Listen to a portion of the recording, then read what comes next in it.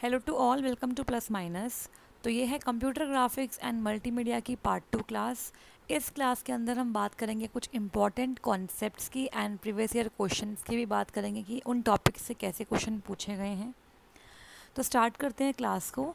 देखो, computer graphics and multimedia वैसे बहुत बड़ा एक सब्जेक्ट है, लेकिन हमें एग्ज़ाम पर्सपेक्टिव से देखना है कि कौन से ऐसे टॉपिक्स हैं जहाँ से क्वेश्चंस पूछे गए हैं। तो उन्हें हम इस लास्ट टाइम में अगर कर लेंगे तो वो हमारे लिए बेटर रहेगा। मे बी इस बार भी वहाँ से क्वेश्चंस पूछे जा सकते हैं। ठीक है, तो स्टार्ट करते हैं। इसके अलावा हमने ऑलमोस्ट जो कोर टॉपिक्स हैं वो पूरे ही कर ही लिए हैं। स्टार्ट करते हैं। तो यहाँ पे कंप्यूटर ग्राफिक्स तो आप जानते हो क्या है, एक बार मैं थोड़ा सा ब्रीफ कर देती हूँ। देखो, कंप्यूटर ग्राफिक्स एक ऐसा प्रोसेस है जिसके थ्रू हम कोई पिक्चर या कोई इमेज को डिस्प्ले कर सकते हैं कंप्यूटर की डिस्प्ले स्क्रीन के ऊपर। ठीक है, हमारे पास कंप्यूटर ग्राफिक्स के अंदर काफ़ी सारी एल्गोरिथम्स होती हैं, काफ़ी सारी टेक्निक्स हैं जिनका इस्तेमाल करके हम जो ग्राफिक्स हैं, जैसे आपकी लाइन है, पॉइंट है, ठीक है, पॉलीगन्स हैं, ये सब चीज़ों को आप ड्रॉ कर सकते हो कंप्यूटर स्क्रीन के ऊपर।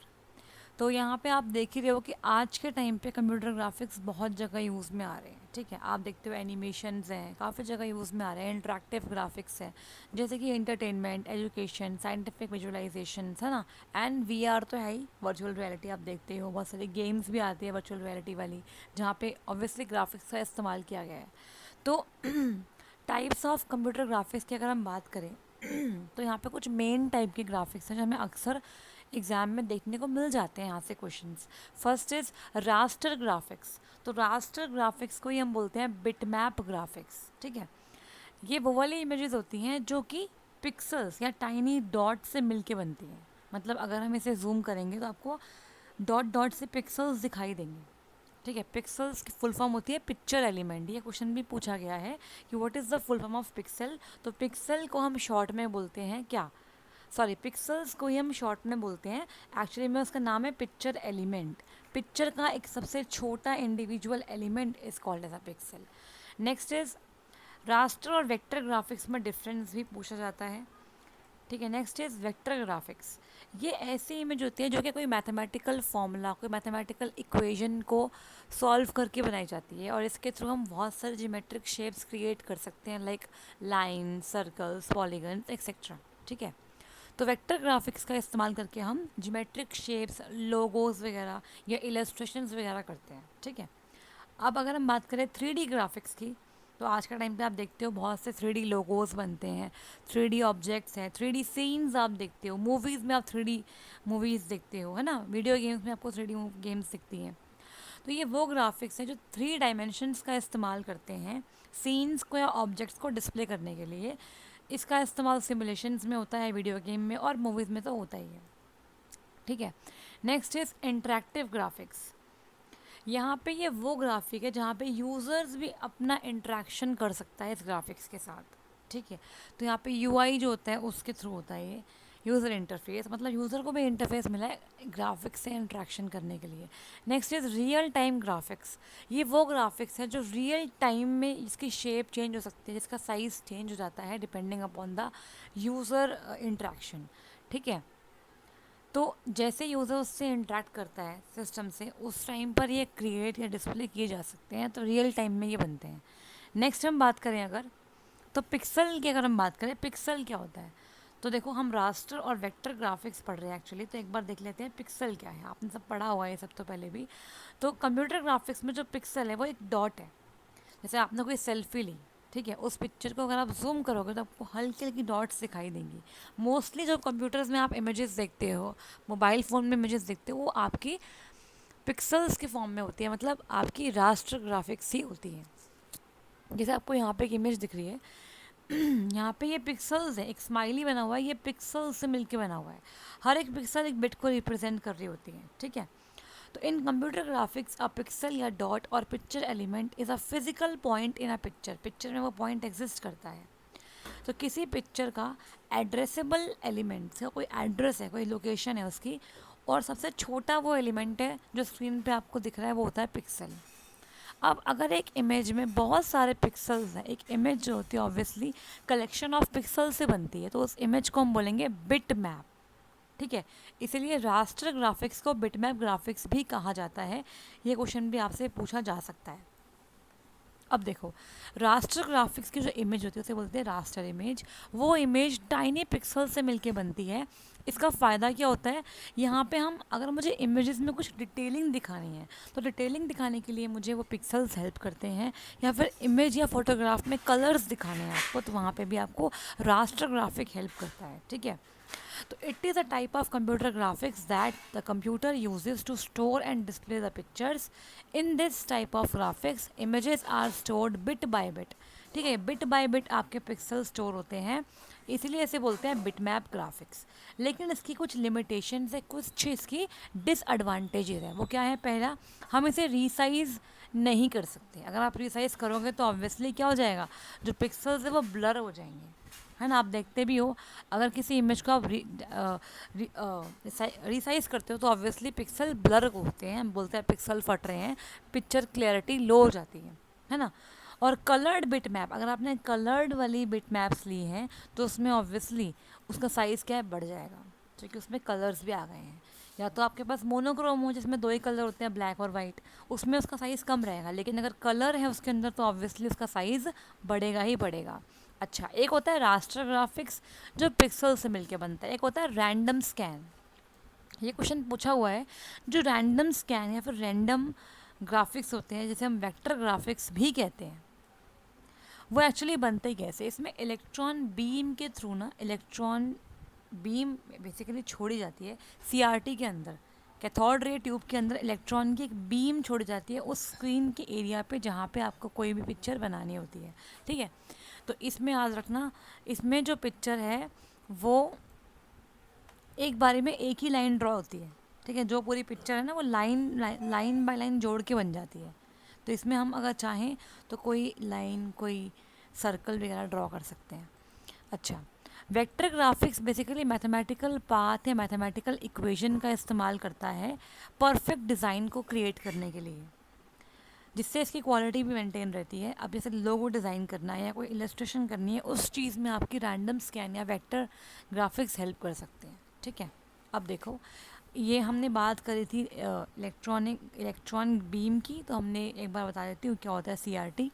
सीआरटी आपको याद होगा, पहले के टाइम पे ना बहुत बड़े बड़े और पीछे की साइड से निकले हुए मॉनिटर्स आते थे या टीवी आते थे। अब तो वो बहुत ज़्यादा दिखते नहीं हैं, बहुत पुराने पुराने घर में मिल भी सकते हैं, जिनके पास अभी अभी भी सामान ऐसा है जो पुराने यूज़ में आता है, तो वो वहाँ पे रख सकते हैं उसे। तो ये वाले कैथोड रे ट्यूब टेक्नोलॉजी पर बेस्ड डिवाइस होते थे। ठीक है, यहाँ पे बेसिकली होता क्या था, जितने भी पहले के इलेक्ट्रॉनिक डिस्प्ले हैं, चाहे टेलीविजन्स हैं या आपके मॉनिटर्स हैं बड़े बड़े भारी भारी, या ऑसिलोस्कोप्स हैं जिसे हम ओसीआर भी कहते हैं, आपने ज़रूर लैब में देखा होगा। मेनली ये फिज़िक्स लैब में मिलता था, जहाँ पे हम इलेक्ट्रिकल सिग्नल का जो ग्राफ आ रहा है उसे प्लॉट करते थे। इसके ऊपर ये ग्राफ को दिखाता था कि इलेक्ट्रिकल सिग्नल्स कैसे ट्रैवल कर रहे हैं। ठीक है, ओसीआर पे हम देखते थे, आपने फिज़िक्स लैब में देखा होगा। Although CRT technology has been largely replace, लेकिन देखो आज के टाइम पे तो सीआरटी मॉनिटर्स या सीआरटी टेलीविज़न नहीं दिखते हैं, आज तो एलसीडी, एलईडी, ओलेड, है ना, ये सब चीज़ें आ गए हैं। ओलेड मतलब ऑर्गेनिक एलईडीज़। ठीक है, अच्छा, कैथोड रे ट्यूब के बारे में बेसिक पता होना चाहिए। ये एक ऐसी ट्यूब है, ठीक है, जिसमें बेसिकली वैक्यूम ट्यूब होती है अंदर से, जिसके अंदर हम इलेक्ट्रॉन बीम को छोड़ते हैं इस तरीके से कि वो एक स्क्रीन पे जाके, जो कि फॉस्फोरेसेंट की स्क्रीन होती है, उस पर जाके इमेज क्रिएट कर दें। तो सीआरटी जो है वो ओल्ड स्टाइल टेलीविज़न, ऑसिलोस्कोप और मॉनिटर्स में यूज़ में आते थे। ठीक है, इसमें होता क्या है, इसमें इलेक्ट्रॉन गन के थ्रू इलेक्ट्रॉन बीम छोड़ी जाती है जो कि फॉस्फोरस कोट वाली स्क्रीन पे जाती है, और जहाँ पे इलेक्ट्रॉन्स पहुँचते हैं वहाँ पे वो विजिबल लाइट को प्रोड्यूस करते हैं और वहाँ पे एक आपकी इमेज क्रिएट होती है। ठीक है, कुछ अगर हम बात करें इसकी इमेज की, तो कंपोनेंट्स है कैथोड रे ट्यूब में जो रिस्पॉन्सिबल होते हैं इमेज को बनाने के लिए। इस तरह से तरीके से आपकी कैथोड रे ट्यूब होती है, इसमें सेवरल कंपोनेंट्स हैं जो कि रिस्पॉन्सिबल है इमेज को डिस्प्ले करने के लिए। ठीक है, आपको दिख रहा होगा, हालांकि आपसे पूछेंगे नहीं, फिर भी आपको पता होना चाहिए। देखो बीच में आपको दिख रहा होगा इलेक्ट्रॉन बीम जा रही है रेड लाइन से, ये स्क्रीन पे आके आपका क्रिएट करेगी एक इमेज को। यहाँ पे पिन्स है, सीलिंग बेस है, फिलामेंट है, कैथोड है, कंट्रोल ग्रिड है, ठीक है, एक्सीलरेटिंग एनोड्स हैं, फोकसिंग एनोड्स हैं, ग्लास की ट्यूब होती है, ये वर्टिकल प्लेट्स लगी है बीच में, ठीक है। इसके अलावा हॉरिजॉन्टल डेफ प्लेट्स हैं। तो ये आपसे इतना पूछेंगे नहीं, बस ये पता होना चाहिए जो स्क्रीन है उस पर कौन सी कोटिंग होती है, तो उस पर फॉस्फर की कोटिंग होती है, ठीक है। फॉस्फर कोटिंग की आपकी स्क्रीन होती है जहाँ पे आपके इलेक्ट्रॉन जाने के बाद इमेज क्रिएट करते हैं। अब ये क्वेश्चन आपका PYQ में आया हुआ है, मैंने इसीलिए इसको इंक्लूड किया था ताकि आपको समझ में आए। जस्ट अ मिनट, ये आपका PYQ है। क्या, एक second रुकिएगा। Which of the following display uses the electron beam that operates like a pencil to create a line image on the CRT screen? Cathode ray tube की screen के ऊपर electron beam को छोड़ के कौन से टाइप की display image होती है? रैंडम स्कैन, रोस्टर स्कैन तो कुछ होता ही नहीं है, रास्टर स्कैन होता है और रोटेट स्कैन भी नहीं होता। तो रैंडम स्कैन या रास्टर स्कैन, तो उसका आंसर है रैंडम स्कैन, ठीक है। रैंडम स्कैन बताया भी था मैंने आपको यहाँ पे। अच्छा, रैंडम स्कैन, हाँ, रैंडम स्कैन में हम देखो, रैंडम स्कैन को वेक्टर डिस्प्ले या वेक्टर ग्राफिक्स भी कहते हैं, और रास्टर को हम बिट मैप कहते हैं। याद रखिएगा, इनके दूसरे नाम भी पूछे सकते हैं आपसे, ठीक है। तो इसका आंसर या तो रैंडम होगा या फिर यहाँ पे वेक्टर लिखा होगा, तो भी आप ये लगा के आओगे। तो अब यहाँ पे हम बात करते हैं difference between raster and random scan display. Raster की बात हमने पहले कर ली थी। रास्टर क्या है? It draws the image by scanning one row at a time. एक बारी में एक रो स्कैन करता है और फिर उसको इमेज को बनाता है, ठीक है। जो रैंडम है, इसके अंदर क्या होता है, इलेक्ट्रॉन बीम के थ्रू इमेज ड्रॉ होती है। इलेक्ट्रॉन बीम को हम फोकस करते हैं उस स्क्रीन के पार्ट पे जहाँ पे आपको इमेज को ड्रॉ करना होता है। अगर हम बात करें रास्टर स्कैन की, ठीक है, यहाँ पे रिफ़्रेश रेट जो होता है वो पिक्चर की कॉम्प्लेक्सिटी पर डिपेंड नहीं करता। लेकिन रैंडम स्कैन में रिफ़्रेश रेट होता है, यहाँ पे रिफ़्रेश होता रहता है बार बार, और ये पिक्चर की कॉम्प्लेक्सिटी, कितनी कॉम्प्लेक्स पिक्चर है आपकी, कितने उसमें पॉइंट्स है, उस पर डिपेंड करता है। Raster scan it produces jagged lines that are plotted as discrete point set, है ना। जैग्ड मतलब टेढ़ी मेढ़ी लाइंस होती है इसके अंदर। और CRT के थ्रू जो आपकी इमेजेस बनती हैं उसमें स्मूथ लाइन होती है। Smooth lines are displayed because CRT beam displays directly follow the line path. आपको दिख रहा होगा CRT में एकदम स्ट्रेट लाइन में जा रही है आपकी बीम, तो ऑब्वियसली इमेज जो बनेगी, जो लाइंस बनेगी, वो स्मूथ बनेगी। They are more suited to geometric area drawing. तो रास्टर स्कैन जो होता है, जो कहाँ दिखता है मेनली, वो आपके जो ज्योमेट्री एरिया ड्राइंग है वहाँ ज़्यादा देखने में काम में आता है, ठीक है। एक सेकेंड। और जो आपका रैंडम स्कैन है, ये आपका लाइन ड्राइंग करने के लिए, जो लाइन ड्रॉ होती है ना, मेनली लाइन ड्रॉ वाले जो काम होते हैं, पॉलीगन बनाना, सिंपल लाइन बनाना, वहाँ पे ज़्यादा काम आता है CRO और पेन प्लॉटर वगैरह में। रास्टर स्कैन का रेजोल्यूशन कम होता है, जो कि पिक्सल से मिलके बना होता है, इसका रेजोल्यूशन कम होता है। रैंडम स्कैन का जो रेजोल्यूशन है वो हाई होता है, ठीक है। Since picture definition is stored as set of lines drawing commands, not as a set of intensity value. तो यहाँ पे ना सेट ऑफ लाइन से बन के एक इमेज बनती है, तो यहाँ पर उसकी रेजोल्यूशन ज़्यादा होती है। अगर हमें एडिटिंग करनी हो तो यहाँ पे इजी होता है एडिटिंग करना, यहाँ पर डिफ़िकल्ट होता है। तो आपसे पूछ सकते हैं कि कौन से टाइप ऑफ डिस्प्ले के अंदर रेजोल्यूशन कम होता है, तो कहाँ होता है, रास्टर में। रास्टर को हम बिट मैप भी कहते हैं, रैंडम को हम वेक्टर भी कहते हैं। इसे हम वेक्टर कहते हैं और इसे हम क्या बोलते हैं, bit map.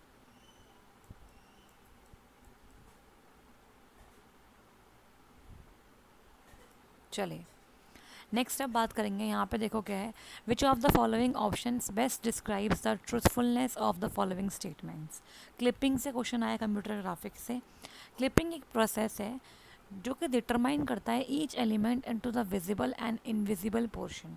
The visible portion is selected and invisible portion is discarded. बिल्कुल ठीक बात है। देखो, क्लिपिंग एक ऐसा प्रोसेस कह सकते हो आप, ठीक है, जिसका इस्तेमाल करके हम क्या करते हैं, ये एक ऐसा प्रोसेस है जिसका इस्तेमाल करके हम देखते हैं जो हमारा क्लिपिंग विंडो है, मतलब जो हमारा विजिबल एरिया है, जो जो भी पॉइंट या जो भी पोर्शन विजिबल एरिया के अंडर कवर हो रहा है उसको तो हम सेलेक्ट कर लेते हैं, और जो उसके बाहर है उसे हम करते हैं डिस्कार्ड, उसे हम बेसिकली नहीं यूज़ करते हैं। ठीक है, एक सेकेंड।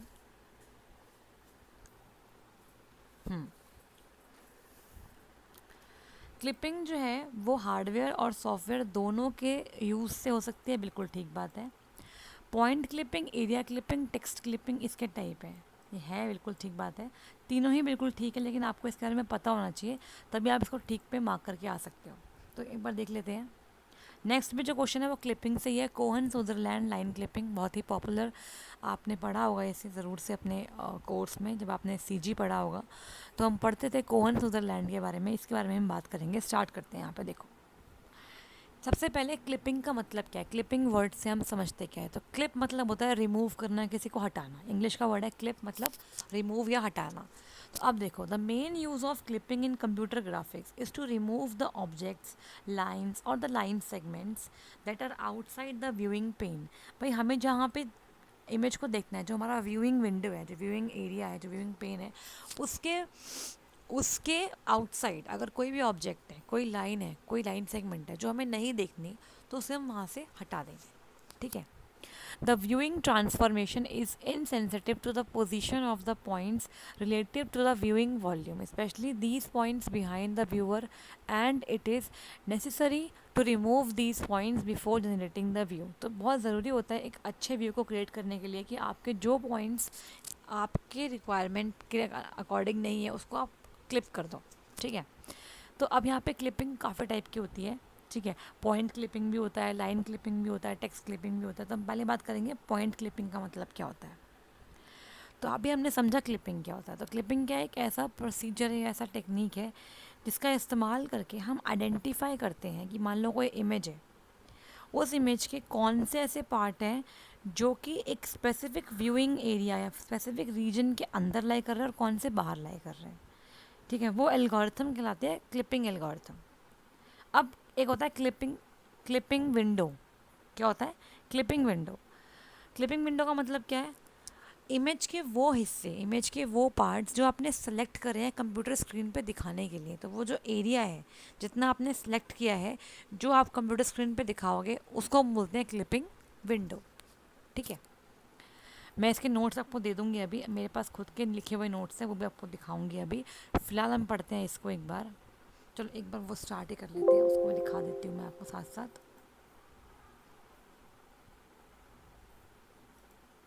हाँ, देखो, क्लिप मतलब होता है हटाना या रिमूव करना। क्लिपिंग एल्गोरिथम का मतलब क्या है, एनी प्रोसीजर, ऐसे कोई भी process that identifies the part of an image lying inside और outside of a specific region. ठीक है, एक स्पेसिफिक रीजन मतलब जो आपका व्यूइंग पेन है उसके बाहर है या अंदर है, आपकी आपका वो पार्ट कहाँ पर है, उसको आइडेंटिफाई करने का जो प्रोसीजर है वही क्लिपिंग एल्गोरिथम का मेन काम होता है। अब क्लिपिंग विंडो क्या होता है, आपकी इमेज का वो पार्ट जो आपने सेलेक्ट किया है कंप्यूटर स्क्रीन पर डिस्प्ले करने के लिए, वो होता है क्लिपिंग विंडो। ठीक है। अब देखो ध्यान से, changing the window means a different part of the image will now be displayed. अगर आपने विंडो बदल दी तो अब उस इमेज का कोई दूसरा हिस्सा आप कंप्यूटर स्क्रीन पर डिस्प्ले करवाना चाहते हो। अब जैसे मान लेते हैं हमारे पास ये विंडो है जो आपको स्क्वायर दिख रहा है, इस विंडो के 4 एंड्स हैं। तो हमने मान लिया फर्स्ट एंड क्या है, एक्स। यहाँ से देखो नीचे वाला, ये जो नीचे वाला एंड है, ये है एक्स मिनिमम वाई मिनिमम, ये है एक्स मैक्स वाई मिनिमम। ठीक है, एक्स की वैल्यू बढ़ गई तो एक्स मैक्स हो गया, लेकिन वाई तो एक ही है, वाई मिनिमम हो जाएगा।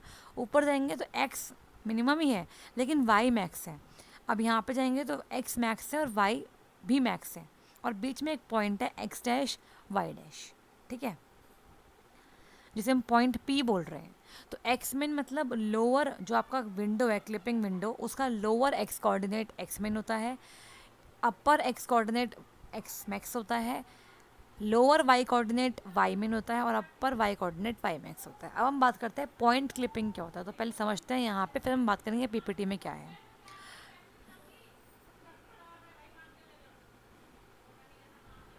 पॉइंट क्लिपिंग का मतलब क्या है, removing those points that lie outside the window means not displaying that point. देखो, पॉइंट क्लिपिंग का मतलब क्या है, जो आपकी विंडो है जहाँ पे जिसको आपको डिस्प्ले करना है स्क्रीन पे, उस विंडो के बाहर कोई पॉइंट है, तो मुझे वो पॉइंट नहीं चाहिए, मुझे मेरे काम का वो पॉइंट नहीं है, उसको हटा दो। ठीक है, विंडो के अंदर नहीं आ रहा वो पॉइंट, उसको हटाना ही पड़ेगा हमें। ठीक है, तो अब आप कैसे आइडेंटिफाई करोगे ये चीज़ कि वो पॉइंट आपके विंडो में लाई कर रहा है कि नहीं कर रहा, आपको पता करना पड़ेगा। क्वेश्चंस भी ऐसे आते थे, आपको याद होगा सीजी के अंदर थ्योरी एग्ज़ाम में, कि एक पॉइंट दे दिया, आपसे पूछा होता था कि वो पॉइंट जो है वो आपकी क्लिपिंग विंडो के अंदर आ रहा है या नहीं आ रहा। तो अगर हमें ये चेक करना हो कि कोई पॉइंट है वो हमारे क्लिपिंग विंडो के अंदर आ रहा है या नहीं आ रहा, तो इसके लिए करना क्या होता है, जैसे आपको पता है आपकी क्लिपिंग विंडो के 4 पॉइंट्स हैं, 1 2 3 4, ठीक है। तो यहाँ पे अगर हमारा जो point X dash Y dash है जो हमें चेक करना है, ठीक है, अगर एक्स डैश की वैल्यू एक्स मिन से बड़ी या इक्वल है या एक्स मैक्स से छोटी या इक्वल है तो ये पॉइंट लाई करेगा, या और साथ में जो वाई डैश है उसकी वैल्यू वाई मिन से बड़ी या इक्वल है और वाई मैक्स से छोटी या इक्वल है, तब ये पॉइंट आपका लाई करेगा। जब ये चारों कंडीशन 1 2 3 एंड 4 कंडीशन अगर सेटिस्फाई हो जाएंगी, उसी केस में हम बोलेंगे कि हमारा पॉइंट विंडो के अंदर लाई कर रहा है। अगर एक भी आपकी जो इनइक्वालिटी है वो वायलेट करेगी तो पॉइंट आपका क्लिप होगा उस टाइम पे, ठीक है। पॉइंट को हमें क्लिप करना पड़ेगा, वो पॉइंट हमारा क्लिपिंग विंडो के अंदर नहीं आएगा। एक तो हो गया आपका पॉइंट क्लिपिंग, यही हमने यहाँ लिखा हुआ है, एक बार रिवाइज कर लेते हैं ये क्या है। कि पॉइंट क्लिपिंग मतलब clipping a point from a given window is very easy. जैसे आपको मान लीजिए कोई फॉलोइंग फिगर जो दिखाई थी वो अभी, उसमें एक रेक्टेंगल है जो विंडो को रिप्रेजेंट कर रहा है, और जो पॉइंट है एक्स कॉमा वाई जिसके हमें चेक करना है कि ये पॉइंट विंडो में आ रहा है या नहीं आ रहा। तो इसको डिसाइड करने के लिए हम क्या करते हैं, हम ये कंडीशन यूज़ करते हैं एक्स मिन वाली और एक्स मैक्स वाली और वाई मिन और वाई मैक्स वाली। अगर ये फुलफिल होती है चारों कंडीशन तो ही वो हमारा पॉइंट विंडो में आएगा, वरना उसे क्लिप करना पड़ेगा। अब नेक्स्ट हम बात करेंगे लाइन क्लिपिंग की। लाइन क्लिपिंग का मतलब बिल्कुल सेम होता है, पॉइंट क्लिपिंग की तरह ही काम करता है, लेकिन यहाँ पे लाइन होती है instead of a point. In line clipping we will cut the portion of the line which is outside the window. अब जो पोर्शन लाइन का विंडो के बाहर है उस पोर्शन को हमें नहीं लेना, हमें सिर्फ वही पार्ट लेना है उस लाइन का जो विंडो के अंदर आ रहा है, ठीक है। तो यहाँ पे सबसे पॉपुलर जो लाइन क्लिपिंग एल्गोरिथम है, हालांकि और बहुत सारी होती है, पॉपुलर है कोहन-सुदरलैंड लाइन क्लिपिंग एल्गोरिथम। जैसे मान लीजिए ये आपकी एक कोई विंडो है, इसके अंदर 4 कोऑर्डिनेट्स दिए हुए हैं और एक कोई पॉइंट है, लाइन सेगमेंट है बेसिकली, एक पॉइंट P1 एक पॉइंट P2, 2 पॉइंट है, 70 20 और 100 और 10, ये एक लाइन सेगमेंट है। ये आपको चेक करनी है ये आपकी विंडो में आ रही है नहीं आ रही है। आपको गिवन क्वेश्चंस ऐसे ही मिलते थे थ्योरी एग्जाम में, सेमेस्टर एग्जाम्स में। तो लेकिन एग्ज़ाम में अब MCQ में तो ये क्वेश्चन करने के लिए आएगा नहीं न्यूमेरिकल आपको, बट यहाँ से जो क्वेश्चन बन रहे हैं वो हम देख लेते हैं, ठीक है। तो अब हम चेक कैसे करते हैं इस चीज़ को, इसको चेक करने के लिए देखो अब यहाँ पे क्या करना होता है, हमें जो ये पूरी विंडो है ना इसको 4 हिस्सों में बांटना होता है। 4 हिस्से मतलब 4 तो इसके हैं ही, 4 पॉइंट्स तो इसके हैं ही। एक सेकेंड, हम यहाँ देखते हैं अपनी PDF में, नीचे आ जाओ। यह है कोहन-सुदरलैंड लाइन क्लिपिंग, ठीक है। पहले ये समझते हैं क्या है, ये इंपॉर्टेंट है। लाइन क्लिपिंग मतलब अगर आपको वो लाइंस या वो पोर्शन ऑफ लाइंस जो आपके विंडो के बाहर आ रहा है उसको हटाना है, वो होता है लाइन क्लिपिंग। तो it is the process of removing the lines और portion of lines that lie outside the clipping window. अब जो लाइन सेगमेंट है वो कैसी कैसी हो सकती है, पहले हो सकती है विजिबल, मतलब जो आपकी लाइन सेगमेंट जिसे हम चेक कर रहे हैं वो हमारे क्लिपिंग विंडो के अंदर ही है। Both the end points of the line lie inside the clip window. तो अगर आपका जो लाइन सेगमेंट जो जिसके पॉइंट्स दिए चेक करने के लिए वो अंदर ही लाई कर रहे हैं दोनों पॉइंट्स, तो आपको विजिबल है वो लाइन आपको दिखाई देगी इमेज के अंदर। अगर आपकी लाइन कम्प्लीटली आउटसाइड है विंडो के, चाहे वो कहीं भी हो, टॉप में बॉटम में राइट लेफ्ट में कहीं पे भी, तो वो आउटसाइड है तो वो नॉट विजिबल है, विंडो से कोई मतलब नहीं है उसका। अगर ये लाइन बहुत इंपॉर्टेंट है, पार्शियली विजिबल कब होगी, अगर वो लाइन हमारे विंडो को काट रही है, विंडो को इंटरसेक्ट कर रही है। तो आप ध्यान से देखो, जो इतना पार्ट है ना ये वाला पोर्शन सिर्फ यही विंडो के अंदर है, तो यही विंडो में दिखाई देगा, बाकी जो पार्ट है ये वाला ये क्लिप हो जाएगा। तो line intersects the clip window at 1 और मोर पॉइंट। तो यहाँ पे 2 पॉइंट पे इंटरसेक्शन हो रहा है, जो लाइन है वो 2 पॉइंट पे विंडो को काट रही है, ठीक है। तो अब जो बाहर है मतलब इसे हम बोल रहे हैं क्लिपिंग कैंडिडेट। इस केस में क्लिपिंग होती ही होती है जब आपकी लाइन पार्शियली विजिबल होती है, आधी अंदर आधी विंडो के बाहर, ठीक है। चलिए अब यहाँ देखते हैं, to minimize the number of intersection या optimize will be the concept of the any clipping algorithm. देखो कोई भी एल्गोरिथम जो है क्लिपिंग की वो क्या चाहती है कि सब कम से कम नंबर ऑफ इंट्रैक्शंस हो, है ना, नंबर ऑफ इंट्रैक्शंस जो कट रहे हैं वो कम से कम हो। इसे हटाने के लिए तो क्लिपिंग एल्गोरिथम का इस्तेमाल कर रहे हैं हम, ठीक है। तो minimise number of instructions to be calculated, ठीक है, नंबर ऑफ इंस्ट्रक्शन नहीं intersection, sorry, minimise number of intersections to be calculated. अब यहाँ देखो होता क्या है, इसके अंदर ना जो हमारा क्लिपिंग विंडो है वो तो है ही। अब हम इसे 9 रीजन में डिवाइड करते हैं। मैं समझा रही हूँ, क्या पता यहाँ से नेक्स्ट क्वेश्चन अगली बार यहाँ से बन के आ जाए। 9 आपको रीजन दिख रहे हैं, ये देखो, first region, second region, third region, fourth, fifth. यहाँ देखो, first, second, third region, fourth region, fifth region, sixth region, seventh region, eighth region और नाइन्थ रीजन। और यहाँ पे हम TBRL का इस्तेमाल करते हैं, 4 बिट का इस्तेमाल करते हैं हर रीजन के कोड को बनाने के लिए। TBRL मतलब टॉप, बॉटम, राइट और लेफ्ट। जैसे कि मान लीजिए ये आपका टॉप का है ना, 1001, तो ये टॉप में भी है और क्या है, लेफ्ट में भी है। तो TBRL अगर देखिए हम, TBRL, तो ये टॉप लेफ्ट है, तो टी वाले को 1 कर दिया इसकी बिट को, और लेफ्ट वाले की बिट को 1 कर दिया, बॉटम और राइट को 0 कर दिया। अब इसमें देखो क्या है, ये टॉप तो है लेकिन लेफ्ट में नहीं है, तो इसकी टॉप की 1 बिट है, बाकी 0 है। इस वाले में देखो क्या है, यहाँ पे कि टॉप है और राइट है, तो according to the position of the region हमने बिट्स को 1 या 0 करा है, ठीक है जी। अब किसी किसी बुक में ना ABRL यूज़ करते हैं इंस्टेड ऑफ TBRL। ए मतलब अबव, बी मतलब बिलो, आर मतलब राइट, एल मतलब लेफ्ट। चलो, if we divide this window into 9 parts by infinitely extending the positive and negative part in different directions, then this algorithm region codes assign region code to different regions.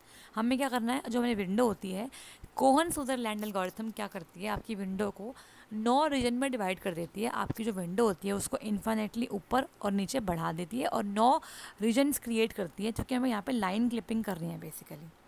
हर एक reason जो होता है वो 4 bit से मिलके बनता है। ये पूछ सकते हैं आपसे, ठीक है, कि कोहन स्विट्जरलैंड में एक विंडो कितने रीजन में डिवाइड करते हैं, हर एक रीजन का जो रीजन कोड है वो कितने बिट का होता है, ये पूछ सकते हैं। Every bit is defining the position of the region, है ना। क्लिपिंग विंडो के रिस्पेक्ट में उसकी पोजीशन क्या है, जैसे कि अगर टॉप और लेफ्ट में होगा तो टॉप वाली बिट 1 होगी और लेफ्ट वाली 1 होगी, बाकी 0 हो जाएंगी, ठीक है। इसके अलावा अब देखो, हाँ, अगर मान लेते हैं हमारे पास कोई पॉइंट है XY, मतलब जो लाइन है उसका एक एंड पॉइंट X है, एक एंड पॉइंट Y है, इस तरीके से मान लेते हैं, ठीक है। तो हमें इस तरीके से ध्यान देना है। अगर x की वैल्यू छोटी है x मिन से तो वो लेफ्ट साइड में लाई कर रही होगी, x की वैल्यू बड़ी है x मैक्स से तो वो राइट साइड में लाई कर रही होगी। ये कंडीशंस दी हुई हैं, ठीक है। x मिन क्या है, x मैक्स क्या है, y मिन क्या है, y मैक्स क्या है, मैं आपको यहाँ पे ऑलरेडी बता चुकी हूँ, इस वाले में हम बात कर चुके हैं इसके बारे में, ठीक है। ये आपकी क्लिपिंग विंडो है, वो एरिया जो हमें दिखाना है इस कंप्यूटर की स्क्रीन पे। अब चलते हैं आगे।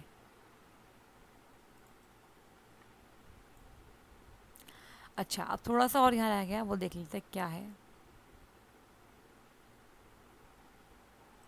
ये एल्गोरिथम के स्टेप दिए हुए हैं, दैट्स इट, ये फाइनली होगा, इसके बाद तो कुछ है नहीं। हाँ, बस एक क्वेश्चन और है, तो देखो मोटा मोटा कर लेते हैं। इसमें होता क्या है, अगर मुझे कोई लाइन चेक करनी है, मान लेते हैं उसके एंड पॉइंट C0 और C1 है, चेक करना है वो लाइन हमारे विंडो में आ रही है नहीं आ रही है, तो हम पहले 4 बिट का कोड असाइन करेंगे उस 9 के 9 रीजन को। फिर हम क्या चेक करेंगे,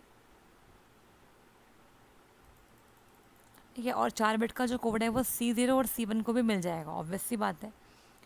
जो लाइन सेगमेंट होगी अगर वो बीच में लाई कर रही होगी इस तरीके से, तो इसका पॉइंट भी 0 0 0 0 और इसका भी 0 0 0 0। और अगर मान लेते हैं लाइन इस तरीके से होगी तो ये इधर रहेगा और ये TBRL, तो R का 1 हो गया और इससे होगा, तो इस तरीके से है, ठीक है। तो हमें जो एंड पॉइंट दिए हैं उस लाइन के, उसको पहले 4 बिट का कोड देना है। फिर हमें क्या चेक करना होता है, हमें C0 और C1 का एक बार और करना है, एक बार एंड करना है। अगर आपने और किया और करने पे आंसर सारे 0 आ गए, मतलब जो आपकी वो लाइन है वो एक अंदर है, विंडो के अंदर है, और इसे एक्सेप्ट कर लो। अगर आपने उन दोनों का एंड किया और वो 0 0 0 0 के इक्वल नहीं आई, तो मतलब वो आउटसाइड है, उसे रिजेक्ट करना है। अगर वो आउटसाइड है तो हमें क्लिपिंग करनी पड़ेगी, ठीक है। तो क्या करना पड़ेगा, सॉरी आउटसाइड है तो मतलब ही नहीं है, सॉरी क्लिपिंग करने की ज़रूरत ही नहीं है। अब ना तो वो इनसाइड ना वो आउटसाइड है, वो काट रही है एक पॉइंट पे, ठीक है। तो इंटरसेक्शन कर रही है क्लिपिंग विंडो पे, तो आपको स्टेप नंबर 5 पे आना है। अगर लाइन आपकी क्रॉस कर रही है एक्स मिन या एक्स मैक्स को, अब डिपेंड करता है वो लाइन कहाँ क्रॉस कर रही है। एक्स मिन या एक्स मैक्स को से गुजर रही है तो आप y is equal to Y one plus M X minus X one ये फॉर्मूला लगाओगे, जहाँ पे x क्या है, एक्स मिन है या एक्स मैक्स हो सकता है डिपेंडिंग अपॉन वो किसे क्रॉस कर रही है। अगर लाइन वाई मिन या वाई मैक्स को क्रॉस कर रही है तो आपको ये फॉर्मूला लगाना है, ठीक है। फॉर्मूला आप देख सकते हो, आपको याद करना है तो कर सकते हो। जैसे एग्जांपल के तौर पे मान लेते हैं लाइन जो है वो ये थी इस तरीके से, ठीक है। ये अगर लाइन अंदर है तो ऑब्वियसली इसके सेगमेंट्स ये होंगे, तो अंदर है तो कोई दिक्कत ही नहीं है। आप देखो अंदर है ये तो कोई प्रॉब्लम वाली बात ही नहीं है। लेकिन जो ये लाइन है इन दोनों का अगर हमने एंड किया तो ये आ गया 1,000,000 जो कि 0,0,0,0 के इक्वल नहीं है, तो मतलब ये तो आउटसाइड ही है। अब जो ये वाली लाइन है ये पार्शली इनसाइड और पार्शली आउटसाइड है।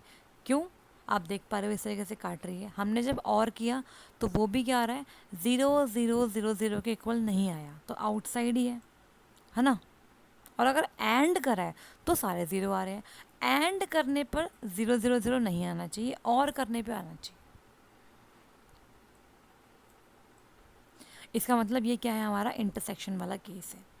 तो इस केस में आपको फिर वही फॉर्मूला लगाना है। अब चेक करना है कि ये क्रॉस किससे कर रही है। वैसे ये जो लाइन है, ये वाली लाइन आप देख रहे हो, ये जो लाइन है, ये जो ऊपर दिख रही है ना आपको, ये लाइन, ये एक्स मैक्स ये ना, ये एक्स मैक्स को काटती हुई जा रही है ना। तो यहाँ पे आप वाई निकाल सकते हो।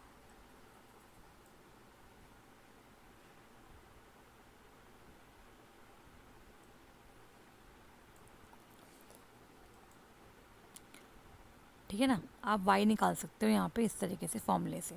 अगर वो लाइन इस तरीके से होती जैसे ये बनी हुई है तो वो वाई मैक्स को क्रॉस करते हुए जा रही है ना, जो सेम है, जो बिल्कुल कांस्टेंट रहेगा, इसको देखना है। ये भी सेम है, ये भी सेम है, ये तो चेंज हो रहा है आपका। एक्स मैक्स को क्रॉस कर रही है तो मतलब आपको फिर अलग फॉर्मूला लगाना है डिपेंडिंग अपॉन किसको क्रॉस कर रही है। तो क्वेश्चन आपको याद होंगे, हम जब करते थे थ्योरी में, आपको विंडो के पॉइंट्स दिए होते थे चारों और लाइन दी होती थी इस तरीके से, और चेक करना होता था कि इसका विजिबल पोर्शन कौन सा है।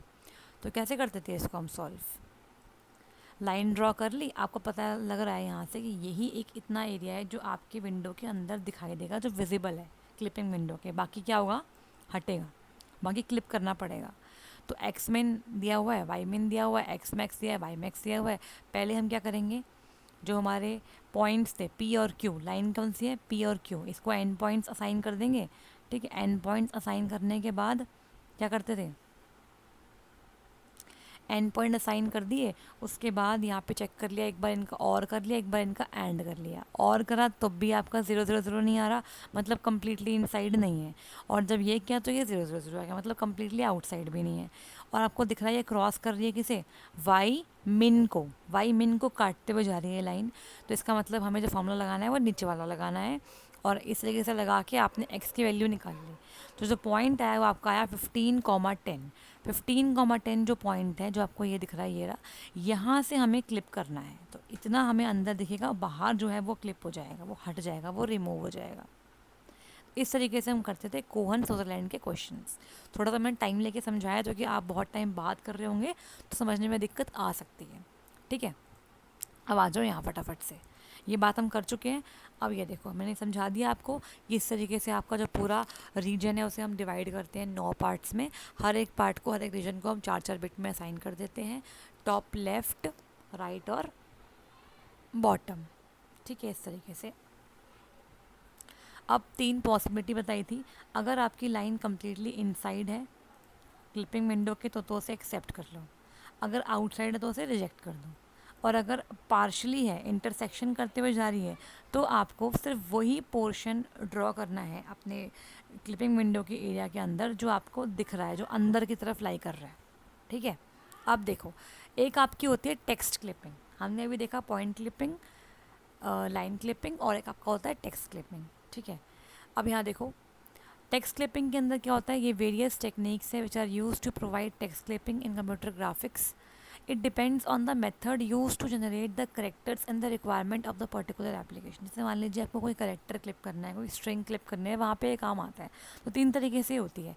पहला ऑल और नन स्ट्रिंग क्लिपिंग, दूसरा ऑल और नन करेक्टर क्लिपिंग, तीसरा टेक्स्ट क्लिपिंग. जैसे यहाँ देखो, एक स्ट्रिंग तो विंडो के अंदर, एक स्ट्रिंग बाहर है. जो स्ट्रिंग बाहर है इंटरसेक्ट करके उसे पूरा ही डिलीट कर देंगे, पूरा ही उसे रिजेक्शन कर देंगे. आफ्टर क्लिपिंग सिर्फ जो अंदर थी वो ही आपके दिखाई देने वाली है. तो ये आपका ऑल या तो पूरा आएगा या तो बिल्कुल नहीं आएगा, ऑल या फिर नन. ठीक है, स्ट्रिंग क्लिपिंग थी. अब बात करते हैं करेक्टर क्लिपिंग की. जैसे मान लेते हैं यहाँ पर 1 2 3 आपकी स्ट्रिंग्स थी. इसमें देखो क्या हो रहा है, ये करेक्टर क्लिपिंग की बात कर रहा है. तुम करेक्टर पर ध्यान देंगे, स्ट्रिंग पे ध्यान नहीं देंगे. तो जो आपके करेक्टर्स बाहर है विंडो के बाहर, वो तो आपके हो गए रिजेक्ट. और जो बिल्कुल लाइन के ऊपर ओवरलैप कर रहे हैं ना, ये देखो विंडो के ऊपर है, उनको भी हटा देंगे. तो ये थ्री करेक्टर्स आपके डिस्कार्ड हो गए. ING अंदर है, ING1 इसी को लेंगे. यहाँ पर भी RING3 इसे अंदर लेंगे, बाकी को डिस्कार्ड कर देंगे. T भी जाएगा बिकॉज ये ऊपर है. ऊपर है मतलब विंडो के ऊपर लाई कर रहा है, इसको भी हमें हटाना है. तो ये करेक्टर्स पे ध्यान दे रहा है, स्ट्रिंग पे ध्यान नहीं दे रहा. क्लिपिंग के बाद ये दिखाई देगा. अब एक होता है टेक्स्ट क्लिपिंग. टेक्स्ट क्लिपिंग में क्या होता है, इसके अंदर ये ऑलमोस्ट सेम सेम सा ही होता है. ठीक है, लेकिन इसमें क्या होता है, इसमें जितना भी टेक्स्ट अंदर दिख रहा है उस सबको लेते हैं हम. ठीक है, जैसे ये P था, ये P भी आपका अंदर इतना दिख रहा है, इसका पार्ट, जिसको ले लिया. ठीक है, इसे बिल्कुल नहीं हटाया तो बाकी आगे का हटा दिया. तो ये ऐसे काम करता है. ये सब टेक्स्ट क्लिपिंग के अंदर ही आता है. अब ये क्वेश्चन हम पढ़ेंगे, नेक्स्ट क्वेश्चन है हमारा. अच्छा, एक बार ये देख लेते हैं क्या है. असाइन अ रीजन कोड, ये तो बता रखा है, मैंने आपको बताया था अभी कैसे करती है एल्गोरिथम काम. कोहन सुदरलैंड एल्गोरिथम कैसे काम करती है. असाइन करते हैं एंड पॉइंट को रीजन, फिर चेक करते हैं बोथ एंड पॉइंट्स जो है वो अगर एंड करने पे ये आ रहा है, ठीक है, तो एक्सेप्ट कर लो. अगर और किया हमने, सॉरी एल्स में अगर एंड ऑपरेशन किया और उसके बाद 0 0 0 नहीं आ रहा तो रिजेक्ट कर दो, वरना क्लिपिंग करनी होती है. ठीक है, चलिए ये क्वेश्चन मैंने आपको जो ऐप में हमारा कोर्स है मल्टीमीडिया वाला जो हमने पढ़ाया है उसके अंदर मैंने करा रखा है. एक ऐसी इमेज जिसकी कलर डेप्थ में 8 बिट से बनी हुई है और उसके अंदर 2 की पावर 8 256 कलर्स रिप्रेजेंट हो सकते हैं. उस इमेज को हम बोलेंगे palette images. True colour images, monochrome images, high colour, मैंने सब बताया हुआ है आपको. ठीक है, तो दोबारा नहीं बताऊंगी. यहाँ पे जिनको याद हो वो कमेंट में लिखिएगा कि कौन से कितने बिट होते हैं, इसमें कितने कलर्स होते हैं, इसमें कितने बिट की होती है, कितने बिट की होती है, आप लिख दीजिएगा. ठीक है, और कितने कलर्स हम रिप्रेजेंट कर सकते हैं हर इमेज के अंदर. अब यहाँ पे एक सेकेंड रुकिएगा, हम बैक करते हैं. पहले क्वेश्चन हमारा पीछे निकल गया, ये क्वेश्चन था. तो अब हमने पढ़ लिया क्लिपिंग एक वो प्रोसेस है जिसके अंदर हम ये आइडेंटिफाई करते हैं कि जो हमारा पोर्शन है, चाहे वो पॉइंट का हो, लाइन का हो या टेक्स्ट का हो, वो विजिबल है या इनविजिबल है. अगर पोर्शन विजिबल है क्लिपिंग विंडो के अंदर तो उसे सिलेक्ट कर लो, अगर नहीं है तो डिस्कार्ड कर दो. क्लिपिंग हार्डवेयर सॉफ्टवेयर दोनों तरीके से होती है. पॉइंट क्लिपिंग, एरिया क्लिपिंग जिसे आपने किया था अभी, जो हमारा वो था लाइन क्लिपिंग, वो एरिया क्लिपिंग में ही आता है. और टेक्स्ट क्लिपिंग, ये सब क्या है, टाइप ऑफ क्लिपिंग होते हैं. तो तीनों क्या है, ट्रूथ है. तो तीनों आपके ट्रूथ है. तो इस क्वेश्चन का आंसर 4th हो जाएगा. ठीक है, अगला क्वेश्चन क्या था. In Cohen Sutherland line clipping algorithm, if a line dash the clipping window then the line required to be clip is considered partially visible. बात कर रहे थे एक लाइन पार्शली विजिबल कब होती है, जब वो क्लिपिंग विंडो को काटती हुई जाती है, इंटरसेक्ट करती हुई जाती है. ठीक है, तो ये आपका हो गया ऑप्शन नंबर ए. हमने अभी बात करी थी ना इसके बारे में, मैंने आपको लिखवाया भी था, यहाँ पे दिखाया भी था. ये मैं आपको दे दूँगी, ये PDF भी दे दूँगी, रिवाइज़ कर लेना इसको एंड टाइम पे. ठीक है, अब मैं ये नहीं बोलूँगी आप इसके नोट्स बनाओ, आप इसके important points, short bullet points लिख सकते हो. ठीक है, मैंने यहाँ लिखवाया था, ये देखो ऊपर बताया था इसके बारे में. ये देखो, जब आपकी लाइन इंटरसेक्ट करेगी, गिरा वर्ड, आपकी क्लिप विंडो को एक या एक से ज़्यादा पॉइंट पे उस टाइम पे वो पार्शली विजिबल होगी. ठीक है, जो कि आधी तो कट जाएगी, तो हट जाएगी, सिर्फ इतना ही पार्ट तो विंडो में आ रहा है. ऐसे ये वाला पार्ट हटेगा, ये हट जाएगा, सिर्फ इतना ही पार्ट तो विंडो के अंदर आ रहा है. तो ये पार्शली दिखाई देगी आपकी विंडो के अंदर, बाकी तो कट गई, क्लिप हो गई. ठीक है जी, तो ये हमने करा। अब इसके ज़्यादा हम कुछ नहीं करेंगे इसमें अब इस वीडियो में, क्योंकि बहुत बड़ी बन जाएगी वरना। नेक्स्ट कुछ क्वेश्चंस यहाँ पे आ रखे हैं, इधर देखेंगे। बीजर कर्व से आ रखा है, तो मैं सोच रही हूँ इसके बारे में एक शॉर्ट टॉपिक बना दूंगी बीजर कर्व का। इसमें 2 क्वेश्चन दिखे हैं, फिर एक ये हम बता देंगे आपको, ठीक है। तो अगली जो वीडियो होगी उसमें मैं एक और पार्ट लेके जेड बफर क्या होता है इसका मोटा मोटा हम पढ़ लेंगे एक बार, ठीक है। क्योंकि देखो अगर एक ही वीडियो में सब कुछ डाल दूंगी ना तो थोड़ा सा कन्फ्यूजन हो जाएगा, तो बेटर ये है। अच्छा ये हम कर लेते हैं, देखो इसमें बोला हुआ है कि कौन सी क्लिपिंग एल्गोरिथम है, तो आपको नाम भी अगर पता है तो उससे काम चल जाएगा। ब्रेसेनम एल्गोरिथम जो होती है वो आपकी क्लिपिंग एल्गोरिथम नहीं होती है, ठीक है। Just a minute.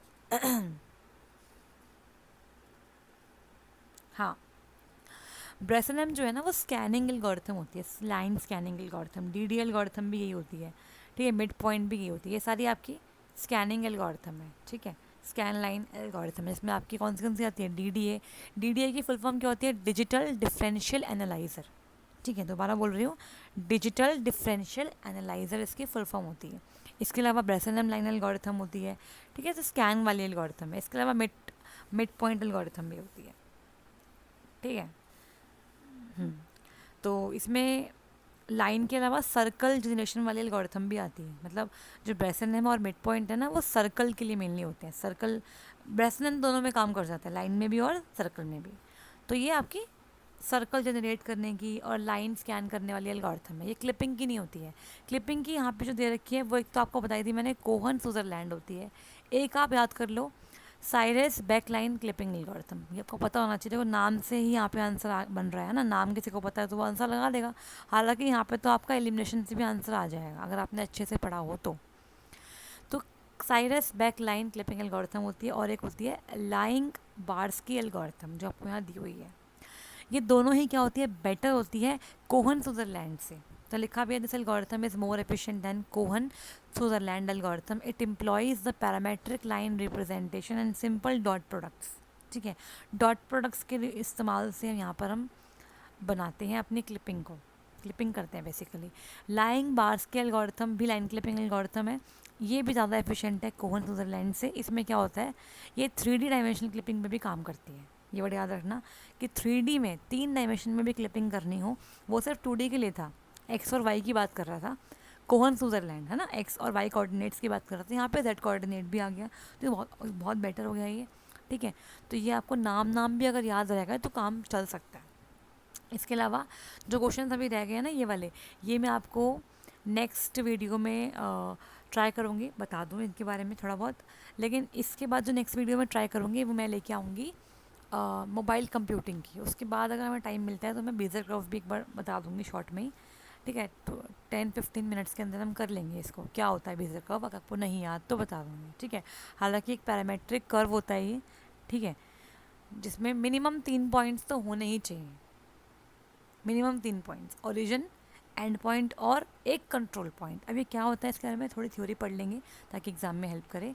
तो मिलते हैं नेक्स्ट क्लास में। All the very best to all of you.